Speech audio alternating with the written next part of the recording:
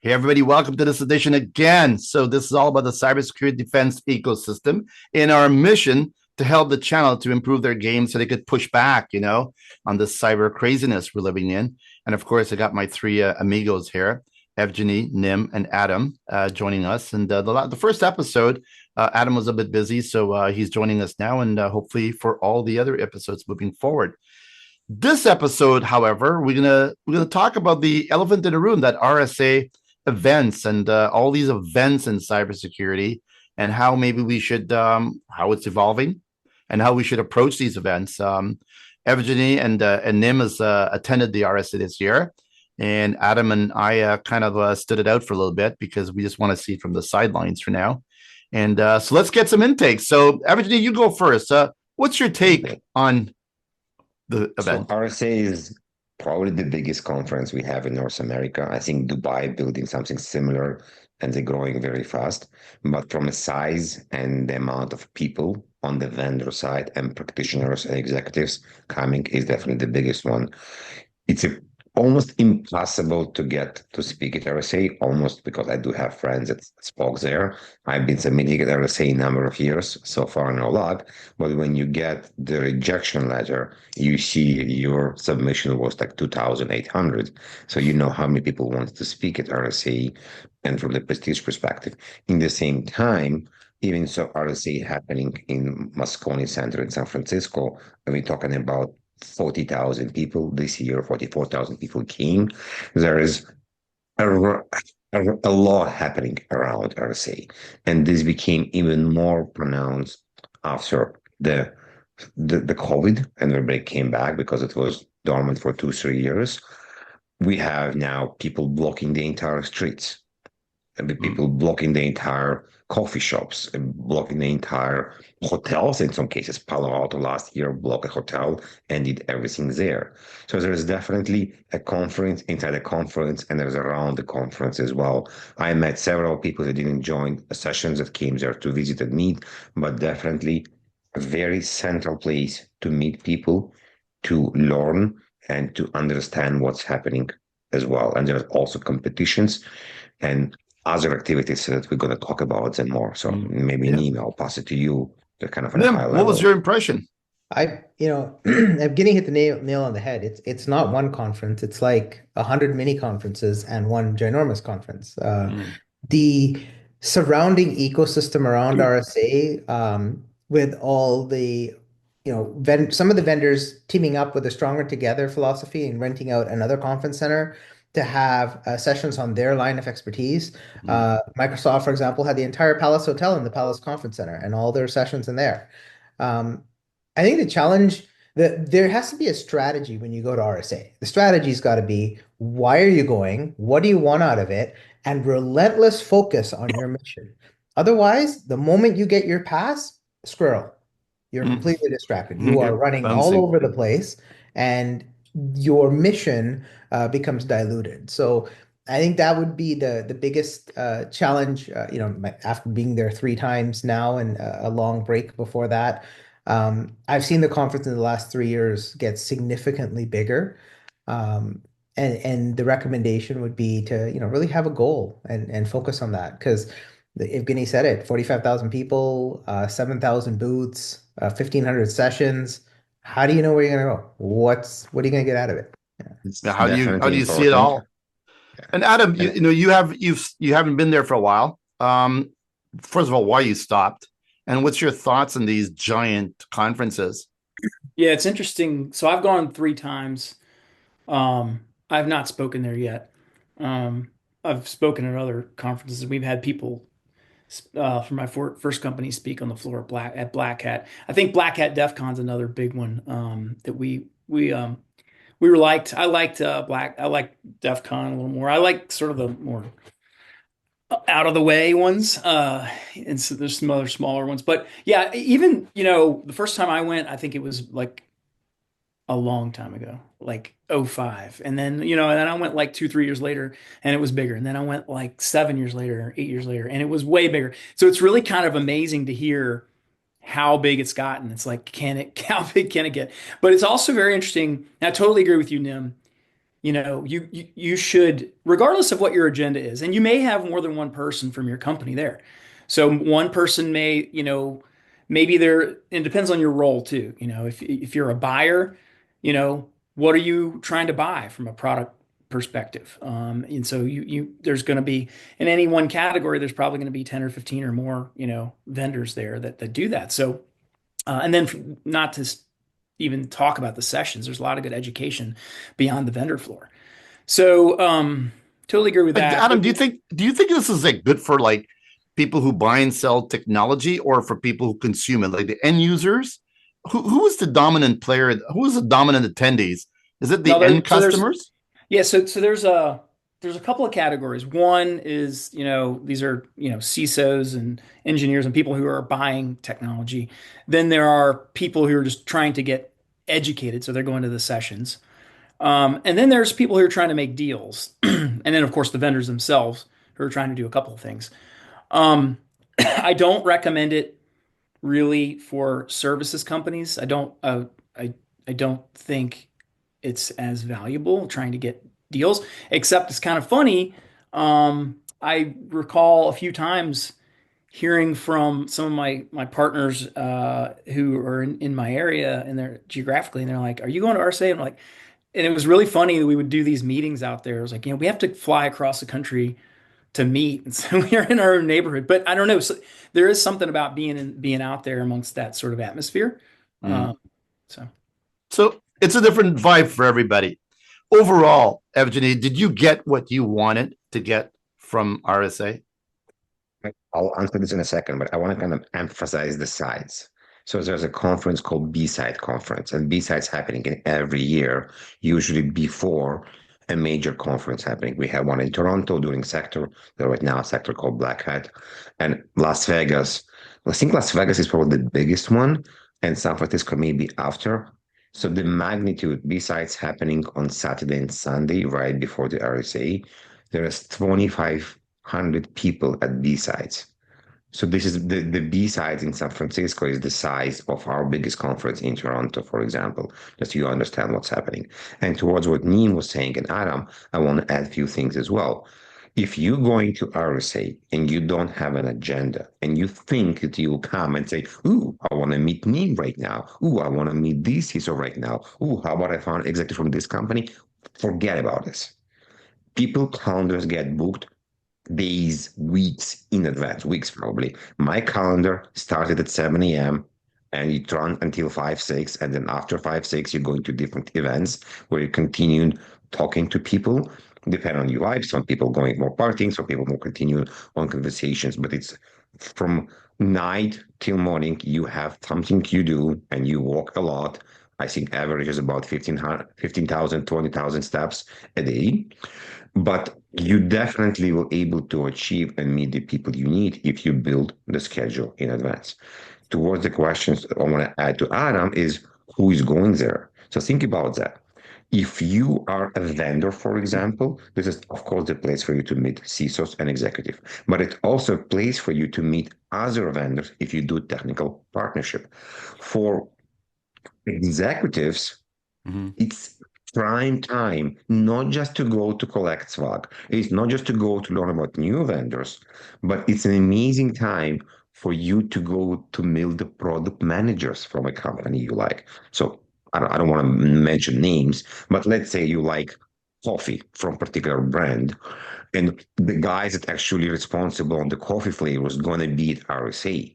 It's usually people that are very hard to get, and you can meet them there. You can meet with your account managers. You can meet with technical gurus. You can understand what's going to happen in the future. This is the place where everything can happen. And guess what? Not just one. If you working with a network provider, endpoint provider, cloud provider, vulnerability manager provider, you can meet all these people across the 3, 4 days right there to understand what's happening, and it's going to help you to build your roadmap there as well. And the last part about service partners, I agree with Adam that it's not the best place for service partners, beside the very, very big one. So if you're more than 3, 4, 500 people, then you have a different magnitude. You're probably going to have some kind of booth. So Arctic Wolf, Eastern Tire, some of the local vendors we have here in Toronto, definitely was there. Definitely PwC and KPMG, EY, all there as well. For me, yes, I achieved what I wanted. For me, it was a mix between meeting on the business side, I was supporting a vendor, between meeting friends and people that I usually see over Zoom. That's why I didn't want to see me, because I see him here in Toronto. I'm just kidding. We could just see each other, but I can actually meet them there face to face. And then you have a casual encounters of the people you don't expect to meet. Yeah. And it's 4, 5, 6. We have these jobs that if you're going to stand near one of the escalators on the show floor and don't move, you're going to see half of the people you don't expect to see, because everybody moved from one place to another place. So is that the place to hang out, by the escalator? If you want to hang out there, yes, you're going to meet people you don't expect to meet. Yeah. I thought Let's it say was if the you bar. came without no agenda, no, maybe this is where you want to be. And then there's different flavors. So if you go to the store, you will meet all the people that the book you read, for example, you have a signature, you can buy new books, you can learn about this. If you're really into innovation, there's the Sandbox Innovation Competition on Monday. If you really want to see the new vendors that came out 2 years ago, and already have slightly mature product, there's going to be a different section for the innovation part. So there are so many different options to see and understand what you can do and what you can learn. So you got what you wanted at the end. You achieved. Would you say it was a success for you to be there from your perspective, what you wanted to get out of it? 100%. Yes. So I met with customers, technical partnerships, some providers that I want to learn more. I met people that I couldn't meet physically because of the Zoom, and the social encounters, hanging time with friends, understanding, connecting on a different level. Because when you sit down in a bar over a drink or just walking with them around, you definitely connect better. Yeah, I mean, so we're so virtual. It's just way more. It's just great to meet people, humans in person. And Nim, what was your story? Were you able to find? And then we're going to talk about things that maybe you found that was interesting as well. What was your experience like, and did you achieve what you wanted to? I absolutely did. To Evgeny's point, I think my calendar for that week from Sunday to Wednesday filled up probably a month before the actual conference. Mm. And then, part of the strategy is leaving, I picked the day saying this is Expo Day and Unexpected Encounters Day. And then the rest of the days were filled in with, activities that I wanted to get done and people I wanted to meet with. But it never goes as planned, because you're walking on the sidewalk, you're going to a meeting, you bump into somebody that you didn't expect to bump into. And, it's neat because, to Adam's point, you end up meeting people from your city that you traditionally wouldn't have had a chance to that you meet over there, right? So it is a real phenomenon that happens. Our intention was to get some executive level partnerships and conversations with the products that we do resell in our firm. And, we were able to sit down with those executives. We were able to, refine our roadmap and our strategy and have some really good conversations and come up with an action plan. And yeah, you get to actually meet the team that coded the product that you use every day, that you're monetizing. Like, it's kind of cool to be there. So yeah, Good. 100%. Yeah. So you got some value out of it. So let's talk about anything that you saw that was interesting. When you walk in the floors, what products? Let's start by one. What's one product, Nim, that you found or heard about there that said, "Wow, this could be cool"? The first product that I saw that was really cool and the interaction I experienced was a robotic dog. The best part was that there was a real dog looking at the robotic dog. And, there's this customer, the RSA attendee brought their dog to the show. And that experience of watching a real dog look at the AI dog and going, what the heck is happening? Did I just get replaced? Like, the double take was awesome. I posted the video on my LinkedIn, but it was really, really neat. Did the fake dog sniff the real dog, or the real dog sniff the? No, they were trying to stop them from interacting because we weren't sure what would happen. They didn't get too close. I'm not even sure that would be legal, but yeah. So it was an interesting. So what was it like? What mesmerized you about it? What mesmerized me was the number of booths or vendors we met that were not talking about AI. I think out of 7,000, it might have been just 4 people. So Really? everything had a connotation of AI to it. Maybe not, with the clarity of a specific use case, but AI is definitely now deeply rooted and ingrained in our industry. It's here to stay. If you're not ready to embrace it, then you're gonna have some major challenges in the growth of your business as a, channel service provider, product partner, whatever it may be. Get with it or get out of it is what I'm gonna say now. Yeah. And Evgeniy, did you find a product that you liked? And Adam, maybe you can think about something as well that maybe that Yeah, maybe you know of that wasn't there. yeah. I don't have a product in mind one because there was so many different products, but I want to echo the idea of the AI part, and it's kind of was separated between we have something AI in our company and the vendor, between companies that specialize in AI security. And AI security by itself is a very misleading term because it could be the AI firewall or AI DLP when we not allow users to go and do certain things in public LLMs like ChatGPT, or how do we support and integrate the LLMs we have in-house. And this was actually an interesting stat from a company I heard that people don't realize how many LLMs we have inside enterprises. We're talking about hundreds of LLMs are doing something, and we don't really know how to secure them internally, what they can do. So this was a very interesting part. There's a lot of talk about AI, how to secure AI, what to do with it, what kind of access AI will have to my data and what it will do with the data. So this part is definitely fascinating. We talk a lot about so that's an interesting part because there's a lot of noise about AI going to replace humans. And this shows how not true it is.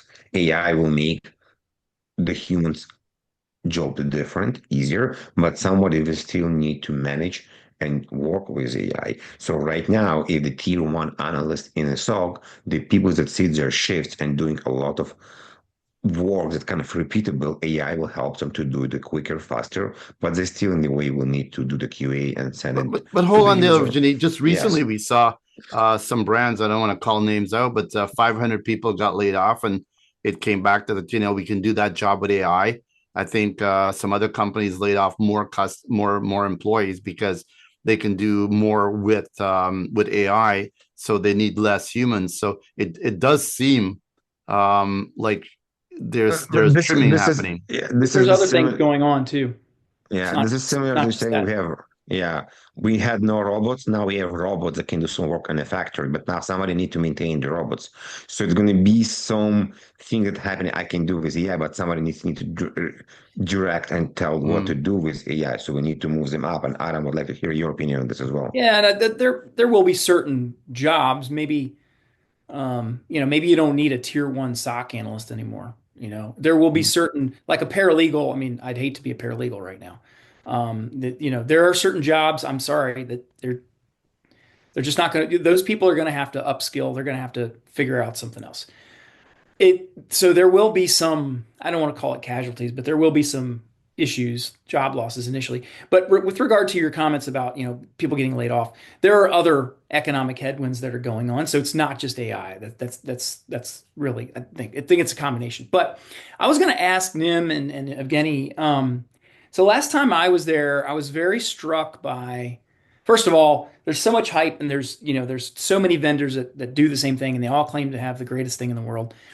And but when you would go and ask real questions, a lot of times the people that were manning the booth really just didn't know. So I was curious, if you got around to, and maybe, and I liked to go to you know some of the back row, different. I would visit every area.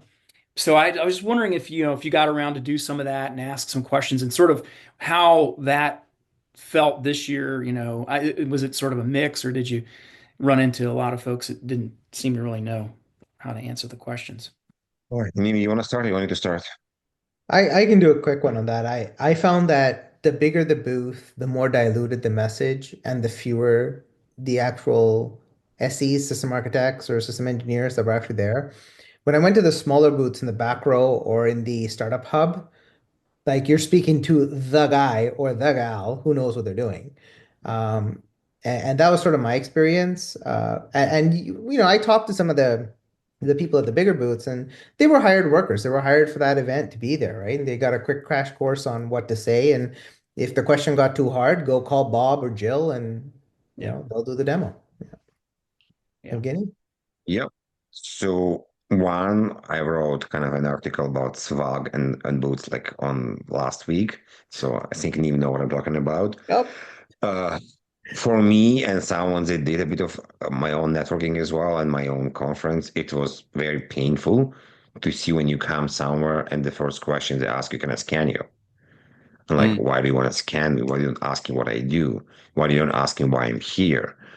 So this was painful to see. If I were interested, I'll start asking questions and I know how to navigate it, that I understand what you do, and I'll help them to understand what I need to happen and what do you guys actually do here. And even if it's one vendor, I ask about why you guys did it. Like, oh, we did that because we wanted to show like a retro style. I was like, okay, great. But there was no actively probing me, making a connection to me to understand why I'm here.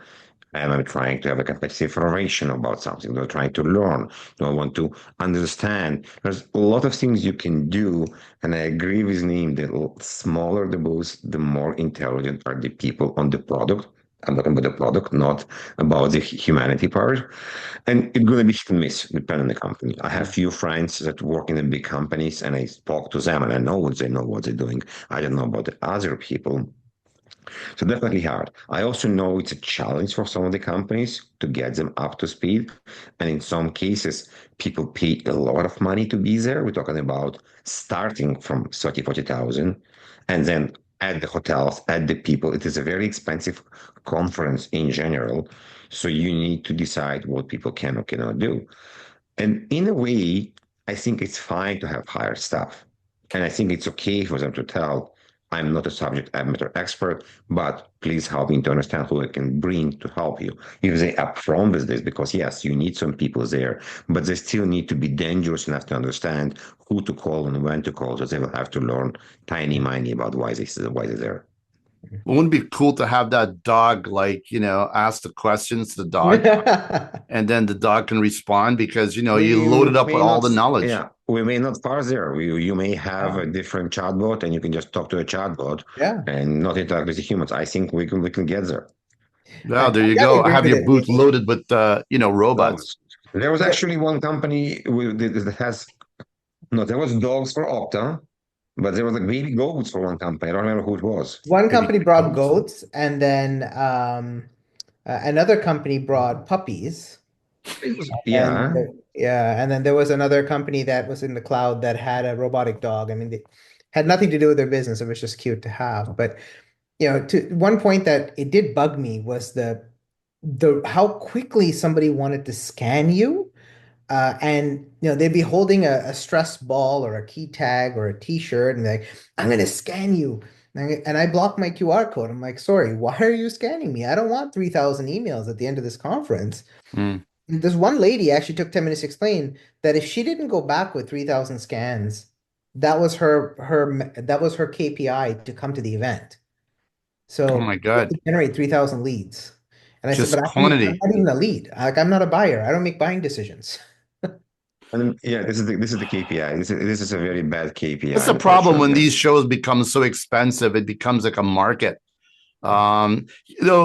Honestly, it's why I do not believe in these monstrous events anymore, because it just feels like you become the product, and everybody just wants to get your information and bombard you. And honestly, I mean, we've done our own research in the world. And how many people? Let me ask you a question. How many people did you actually meet over the 3 days?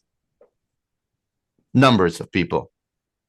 Me, probably more than 100. maybe more. 100? A lot of And people, them? yes. Yeah, 100, 150. Okay. Yeah. And how many of those people did you have a meaningful meeting with? And if you had 30. intention 30? Okay. to meet with them, I think my notes, because this is the other part about RSA. If you think you're gonna remember who you met and what to do after, you have a big mistake. Impossible. Literally the moment I finish meeting with someone, I will take my phone out and I'll go to my Google Keep and I write a short note, name, meeting, next step, boom, and forget about it, because you're going to just forget. It's just very, very hard. So my notes has probably more about 50 different, my Keep have about 50 different notes about some of the people I want to meet. And the other part, in some cases, you rely to LinkedIn connection. So you spoke with someone, you have your phone. But how many, Evgeniy, did you think you had a meaningful meeting with over the 3 days? I would say around 25, sorry. Yeah. Okay. So here's the thing. So in over 23, 25 years of actually doing events, I've calculated that the most a human can meet over a 2-3 day period and have a decent relationship we've never went past 50. And I published this numbers like, years and decades ago. And I always try mentally, I try to surpass this number. And I go, I'm going to try to beat this. I'm going to try to go to 53 or 55. And then I look at it and I go, no, I just grabbed the cards because I wanted to pass the 50. So anyway, we have a limit. We have a mental limit. We have a social stimulation limit. Like, I got to tell you, when I got to the hotel at 1 a.m., 2 a.m., whatever it was, most nights, I would just lie on the bed and stare at the ceiling. Like, you wouldn't feel sleepy because your brain is like, bah, is going crazy, right? I mean, Adam, you were been going to RSA when it was, it's probably a lot smaller than it was this time around. And your meaningful connections you would remember, and was it overstimulating back then? I mean, there were probably 20,000 people there in that time with all the other. So it was massive even then. Yeah, and I'm an extrovert, but even I have my limits. And so I definitely, when I go to a large conference, it's the same way. Even if it's only 1,000 or 2,000 people in the conference, it's the same thing. So Julian, you didn't ask me the most important question is why I haven't been back. Why haven't you been back, Adam? So it's because it's two things. One, it's that what you were talking about earlier, like you feel like you're like people are just the big turn off when people are trying to scan you. You feel like you're the product. So that's part of it. The other part was it's just sort of like, again, kind of getting to Evgeniy's point about and my point about service companies, and I've been in service companies mostly, except for Dark Cube for a few years, and now this new thing. But so it just hasn't been the best use of my time. It hasn't been a good ROI for me. Like I said, that'll change, but I do see value in it, and I think Nim and Evgeniy. It sounds like your points are spot on. You gotta make a plan on the several levels with who you're going to meet with and what your goals are. Right on. Well, at least we've got a bit of a flavor for these events. I mean, it's like damned if we do, damned if we don't. There's value, but you've got to be smart about approaching these events. And I would encourage people to, really figure out why you're going to do these events. And if it's not just for the drinking and the booze and the food, then you might want to just stay home. Real quick, Julian, the first time I was there, the sessions actually were pretty good. I don't know how they are now, but there was some pretty good educational content. And if you're someone who has certifications, you need to keep up your CPEs. That may be a good reason to do it. And you do that, and then maybe then the other stuff is secondary. Again, it depends on your role. Right. So let's just zoom out a little bit now and just talk cyber. So the event was there. That was the elephant in the room we needed to address, right? Beyond the events, right? We're, just let's spend the last 15 minutes or so just talking about where do you think what should we be talking about when it comes to cybersecurity today? Is it a compliance? Is it cyber insurance? Is it supply chain? Is it AI? Is it what the hell is it? Like, what's the one thing we need to all be doing today? Yes. Yes. Yeah, Yes. Yeah, I don't think it's one thing. Yeah, It's, it's we've come on, got man. to. Let's just break. Can we just break it down to one yeah. thing? I think identity is still one of the key points we need to understand how to secure, because not now for a number of years we're moving around and decide our identity as a human beings, not virtual or AI dogs. There's non-human identities as well, and many cybersecurity parts are done around them. That is one part I want to bring. Mhm. Identity. So identity is one of those things we got to do. Dim, what's your pick? Identity is 100% the first answer because identity is our edge. We're all in the cloud now. There is no true border. And if Guinea's 1,000% right, get that right first. Second is, I think, our ability to detect AI-driven data in our organization. Doesn't matter how well or effectively you think you're limiting it, blocking it, restricting it, or filtering it, your staff are inevitably using AI. And it's one of those things like if they're not, maybe you don't want to keep them anymore. But the thing is, you got to get with the times, right? It's here to stay. But then how do you detect it? How do you manage it? How do you control it? You need to Can bring you? something in place. Can you now? Because everybody's using it everywhere, right? They got them on their phones. They got it. I mean, I know people that's taking AI and then uploading their information into it. They're creating their own AI agents, Yeah. right? And they're We're just in an uploading agentic workforce. all their information. Yeah, How do you prevent that? absolutely. And there's tools available that's going to help you identify it, categorize it, make sure you can, identify it. Look, Europe has gone as far as passing a regulation as part of an extension of GDPR to be able, organizations are responsible to be able to identify inferred data. Inferred data is information that has been put together by data coming together in an LLM. So you need to know what inferred data you're sharing in case somebody does publish an article on behalf of your company which has a AI hallucination in it. And now that's false information you've helped share into the marketplace. Jeez. Adam, what's your thoughts on how we're dealing with these LLMs? I mean, it just seems like Well, it's I'm gonna answer your question first because I didn't get to do that. So I'm gonna answer it like a CISO would because I'm a CISO, and I would say it's all about managing risk. Identity is a huge part of that, but it's all about what's acceptable for the organization from a risk perspective. All those other things flow from that, and each organization is going to have their own gaps, and you attack those first. So that's how I would answer that question. Your question. So We now you're know asking your about risk. LLMs. So somebody listening to us right now, and they're not a very big company, like, okay, this is smart. What do I do? How do I actually understand my risk? Next You need chapter to. in our show. Yeah, no. You got to understanding assess the risks risk. coming soon. Yeah, if they don't, if they don't know that, they got a problem. No, you have to assess the risk. You need to know what your gaps are. So somebody's got to invent something that you could plug into your finger, right? And you can ask questions, and then it gives you a risk factor, the Yeah, like a risknometer, lie detector, a risk detector. risk Yeah. detector. And Yeah, Adam, what's your I thoughts on wish we could AI, make by the it. way? I wish we could make it. We could boil it down more simply for you, Julian. But I Yeah. guess that's why we have jobs. So, what was your question about LLMs? Well, everybody is using it, right? And of course, we hear it's opening risks to everyone, and every literally right now, every cybersecurity solution's got AI baked into it. So, what's your thoughts on how is AI opening the risks bigger to us? How do we mitigate these risks? Is it too late?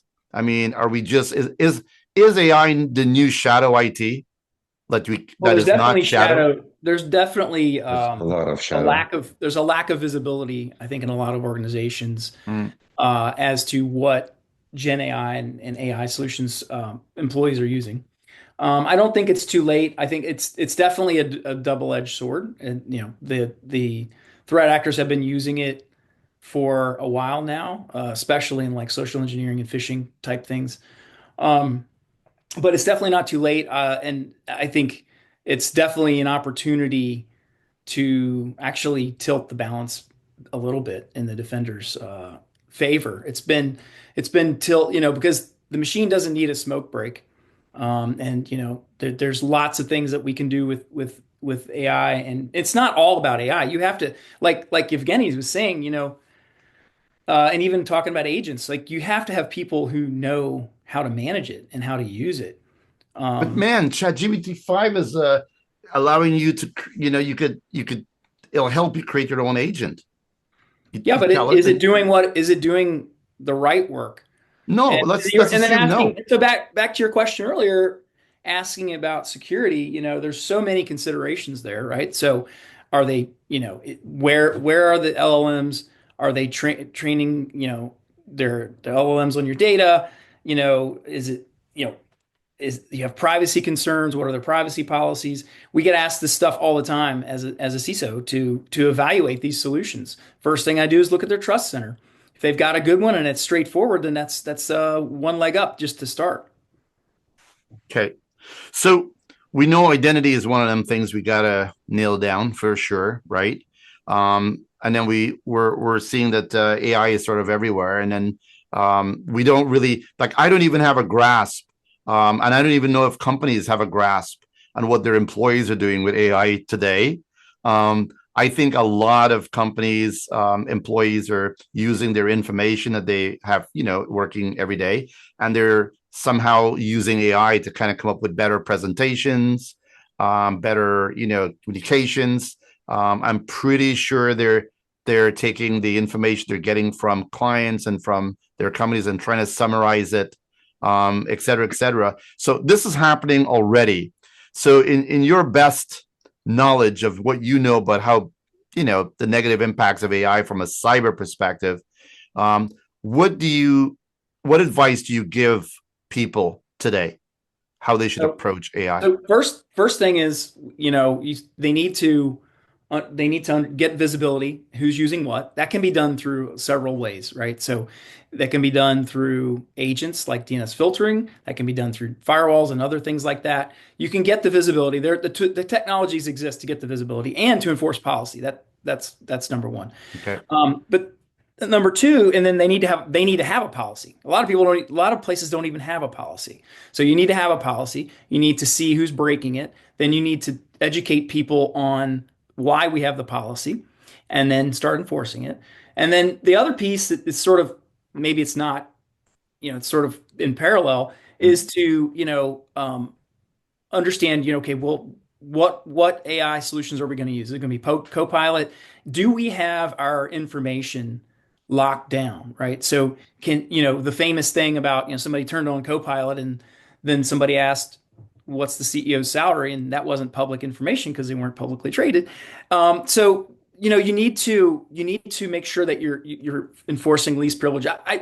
We have customers, and we've heard of some of these things where there's SharePoint and Teams and all these solutions, and it's like spaghetti. Like, it's hard to manage access, and people have access to things they shouldn't have.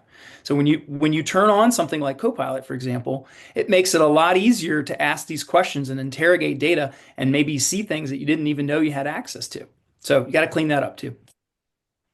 But Evgeniy, all that to say, what you're saying, Julian, if it's done right, there's nothing wrong with those things if it's done. If it's done right, yeah, but it seems to me. Oh no, many places not. They're not doing it right, and honestly, I've had companies who ask me, "So what's the big deal?" It's like, what is the big deal? I could say, well, if I have to explain this to you, I guess it's not a big deal. If it's not a big deal to you, but how would you? So Evgeniy and them, what would you tell people about how they should approach AI? A lot of stuff in technology done for convenient. So if you go back in technology part, email was done insecure, DNS was done insecure. Even many protocols were done insecure, Telnet, FTP. AI is an amazing tool that when it became very, very public, but the AI, I mean the journey of AI, the OpenAI and Gemini, but then they all figure out, okay, how to actually put some kind of defense, some kind of security controls and check and balance what I can do with it.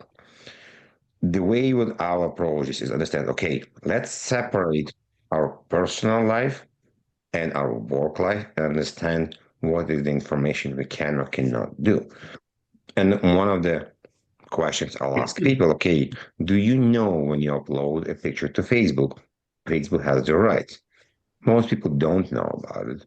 And then it's a simple question you ask, would you upload a naked picture of yourself somewhere in the internet? And I don't know anyone, they will say yes. You haven't done it? No, I haven't done it. No, I'm Gotta waiting for shut you down to my do it. Okay. OnlyFans now. Yeah, sure, yeah. OnlyFans you can name it. It's fine. Okay, this is okay. Okay, I'll keep it It's going. acceptable. Okay, and people are like, no, of course not. So like, okay, wait a second. So there's some private things about you that you will care. It's like, okay. So we start digging in. What is this stuff they care about? Because in the beginning they don't understand, and we could go, okay, do you want somebody to know about your finances? Like, no, I don't. If you're writing code, do you want somebody to know about your code? If you're doing architectural designs, do you want to know about that? The one that strike people the most is like, let's talk about marketing company. Like, oh, they don't have nothing, they're just doing designs. Okay, so if you're doing marketing for Audi, BMW, and you know about the advanced designs they're going to do with the cars, do you think this information is important? Like, oh yeah, of course it is. Oh, so now it's important to think if you're going to put this information to publicly available, would it's going to be okay? And then in most of the cases, it's like, oh, okay, now I understand. Or would you put a camera at home which will record everything? Some people do, they make money on this, like the OnlyFans.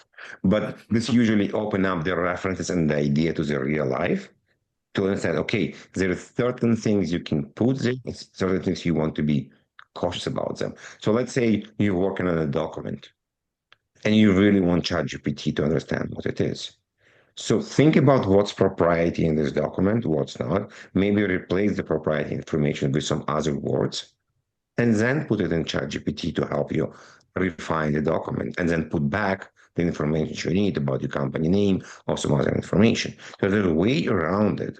And one of the things you can do is, okay, I do need Copilot, then you're going to have something that is okay for your company. The bigger the company, in most cases, there's more regulations in some cases. But right now, we do know that you have a credit card, you can be the CEO of the company because you can go buy any service and nobody's going to stop you there. So back to awareness, back to training, back to explaining what can and cannot be done. Like deep fake, we spoke about this a bit last time. There are so many use cases about people get scammed with this. Back to AI. Mm-hmm. Then what's your advice for this world of AI? Understand the intention that you're approaching your enterprise AI strategy with. What do you want out of it, right?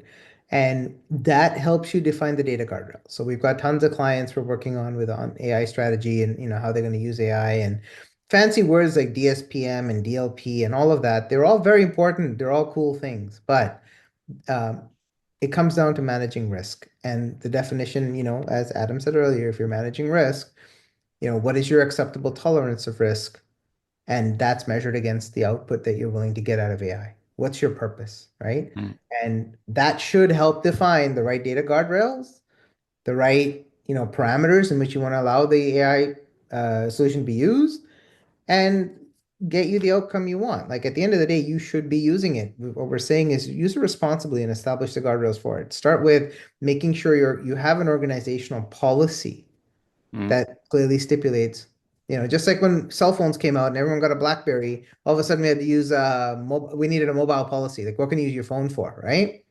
Well, you gotta have an AI policy. What can you use AI for? What does it mean? And we know what happened to BlackBerry. But hey, let's just does everybody here has everybody got an AI agent? You built one yourself, or you're playing with it? I'm playing with open source one, not my open own. source one. Yeah, no, public. That's correctly prepared. And what do you? What's your thoughts? Is it helping you now? Has your tone? What are you doing? What are you doing with it? There's definitely a lot of different use cases for this, and definitely something we can dive in. There's a lot of automation. In many cases, it's going to be right now for me, it's research. And I wanted to not go back and forth. I wanted to go and research and come back with answers and kind of go back and forth to understand more. This is one part. Two, there are certain automations I'm working on that I want to do.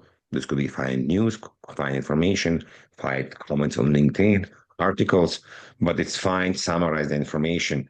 Even after RSA conference, I had my own view, but I wanted to know what other people are saying. There's a lot of information on LinkedIn, so I wanted to collect different points of view.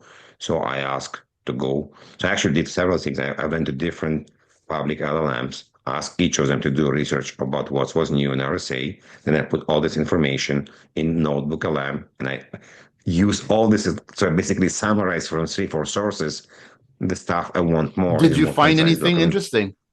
Well, yes, I found information that I missed. I found information that about we were talking. So one part that was on top of my mind is security and privacy.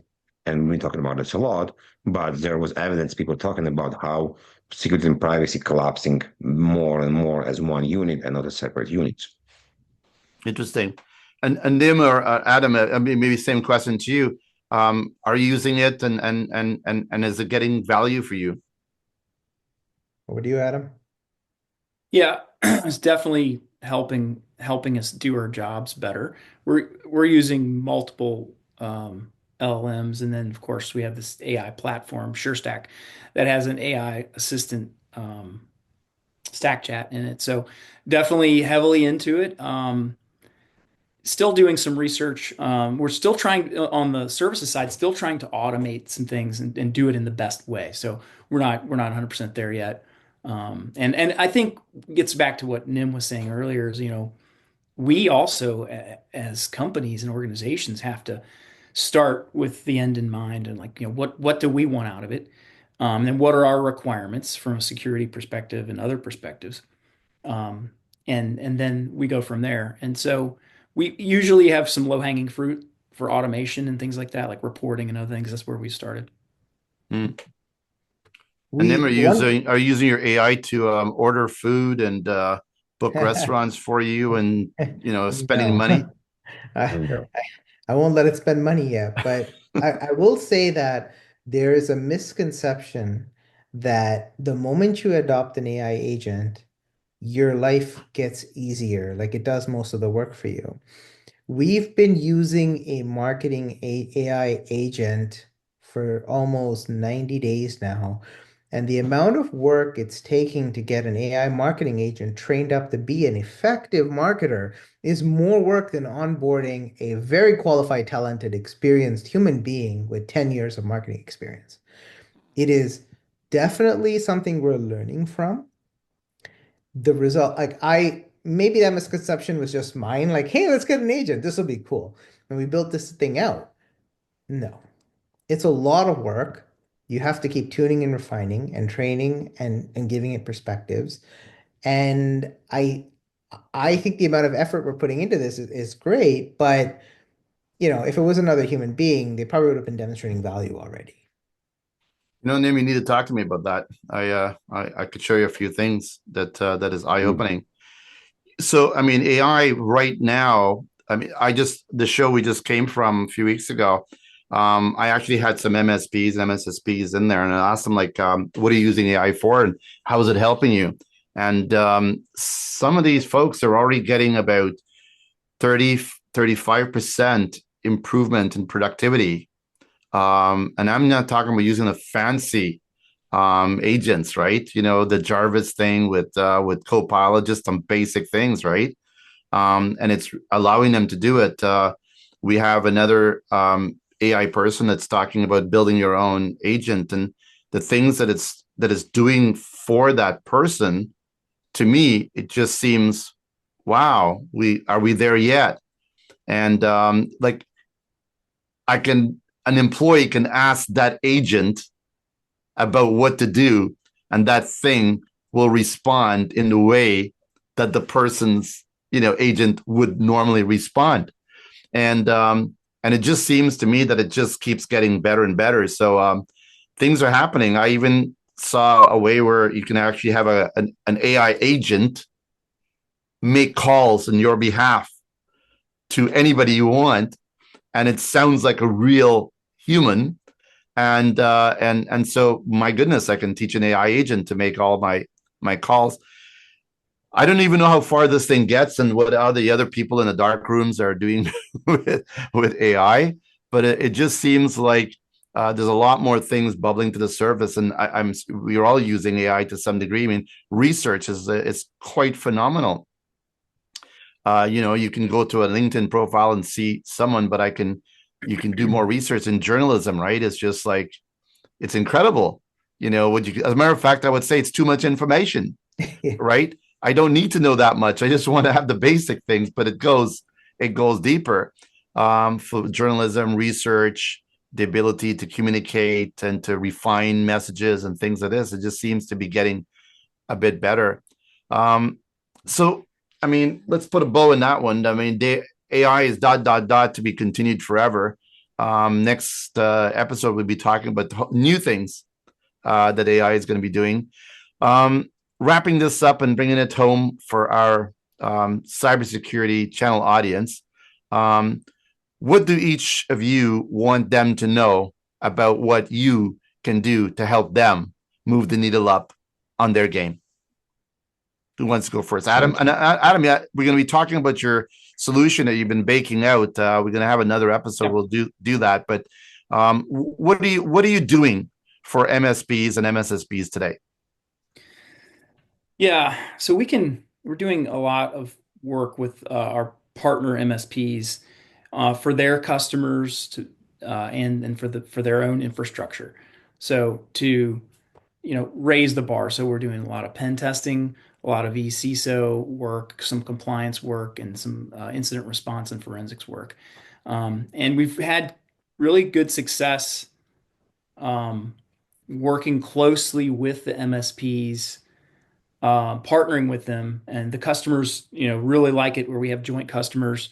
We're all one team when we're doing tabletop exercises, or we're actually responding to a real incident, or we do a pen test and we find something, even if we own the network, the MSP, it's okay because that's why we're doing it. And the MSP is not upset with us. We usually give them a heads up if that happens before we do the outbrief, but no one's upset because we're all on the same team. So that's kind of how we're working. Augmenting the MSP world. Absolutely. Evgeniy, what do you bring into the table for MSPs? What do you want them to know how they could leverage your skill set? Assessment helps them to understand when they onboard a customer, what's happening right now, how to later on move the needle and show that they're doing a good job to the customer and improving their cybersecurity. And also, I think you wrote a book on helping them to talk, language, soft skills, my friend. Yes, soft skills. So how to connect better to people, how to understand people mentality as well, especially over Zooms. Definitely part of it. Thank you.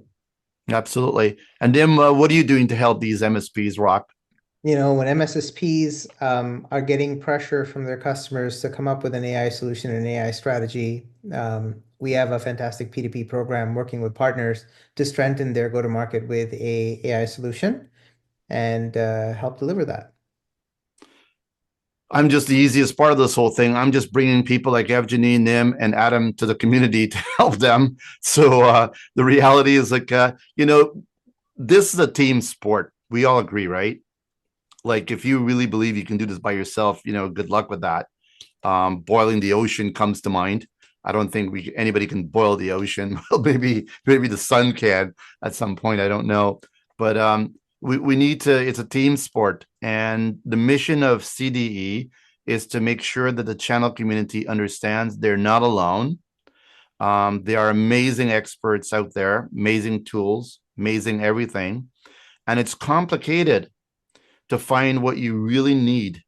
It's like almost looks like a needle in that haystack. And I wanted to kick this off with the RSA event because I wanted to show the massiveness, of where the cybersecurity world is today. And can you just imagine parachuting someone who may not have that skill set into an RSA and asking them a question? Go find what you need to protect yourself in cybersecurity. I mean, lost is what, comes to mind. I could see them making a beeline to the bar and ordering quite a few shooters because I don't think they're going to be able to make it. And this is the point. The point is that it's the channel community that is responsible for figuring this crazy stuff out so they can protect all these companies and governments from being, cybersecurity attacked and breached, right? And these MSPs by themselves is just a component. And this is why you need the expertise from the Evgeniy, the NIMs, and the Atoms of the world, because you just can't do this alone. And you might find it very difficult and very expensive to hire humans like this. So that's, I think, is the mission. We're trying to help take the world of cyber, challenges into a way that, companies can understand how to bring in experts like you when they need tools and so on that we're evaluating, and hopefully push back on cybercrime. So folks, until the next episode, we're going to keep doing this again and again until there's no need for us anymore. It'll be a long time. It's going to be very long. I think they're going to need us for a while. Evgeniy, thank you. Nim, thank you. Adam, thank you. And we're going to highlight what Adam's been working on secretly behind closed doors. Ooh. I don't know what it is. It's a big secret, apparently. Not anymore. We'll find out. We'll find out soon, my friend. Take care, everybody, and happy cyber hunting. Cheers. Thank you. Cheers.